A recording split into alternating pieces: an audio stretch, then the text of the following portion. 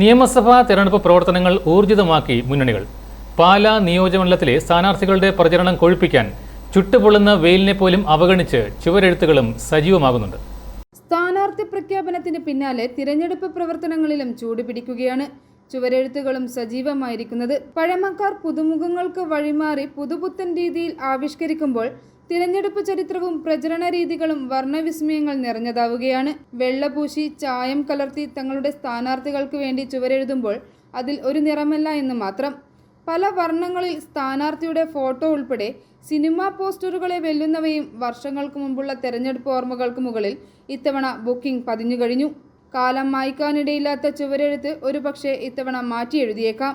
AI കാലത്തും പ്രാധാന്യം കുറയാതെ ചുവരെഴുത്തുകൾ അടിമുടി മാറിയ പ്രചരണ രീതികളാണ് തെരഞ്ഞെടുപ്പ് കാലത്തെ പ്രത്യേകത. പ്രചരണം സൈബർ ചുവരുകളിലേക്ക് ചേക്കേറിയെങ്കിലും ഇന്നും പ്രാധാന്യം നഷ്ടപ്പെടാത്ത ചുവരെഴുത്ത് എന്ന കല തിരികെ വന്നിരിക്കുന്നു എന്നതാണ് ഇത്തവണത്തെ തിരഞ്ഞെടുപ്പിന്റെ പ്രത്യേകത. ചുവരെഴുത്തുകൾ മങ്ങിയിട്ടില്ലെന്നും പ്രാധാന്യം ലഭിക്കുന്നുണ്ടെന്നും പാലായിലെ ചുവരെഴുത്ത് കലാകാരന്മാർ പറയുന്നു.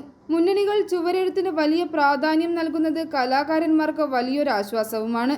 നിർമ്മിത ബുദ്ധിയുടെ കാലത്ത് മനുഷ്യന്റെ കഴിവുകൾക്ക് പ്രാധാന്യം നൽകുക എന്നതും നല്ല കാര്യമാണെന്ന് എടുത്തു പറയേണ്ടതാണ്. തിരഞ്ഞെടുപ്പ് പ്രചരണം പ്ലാസ്റ്റിക് മുക്തമാക്കുന്നതിനായി സംസ്ഥാന ശുചിത്വ മിഷൻ മാർഗനിർദ്ദേശങ്ങൾ പുറപ്പെടുവിച്ചിരുന്നു എന്നതും ചുവരെഴുത്തിന്റെ പ്രാധാന്യം വർദ്ധിപ്പിച്ചിട്ടുണ്ട്. പണ്ടൊക്കെ ചുവരെഴുത്തും ബാനറുകളുമായിരുന്നു. അപ്പോൾ അതിന് പകരം ചുവരെഴുത്തും ഫ്ലെക്സും ആയിട്ട് അങ്ങ് മാറി. അങ്ങനെ കുറേ മാറ്റങ്ങൾ വന്നിട്ടുണ്ട്.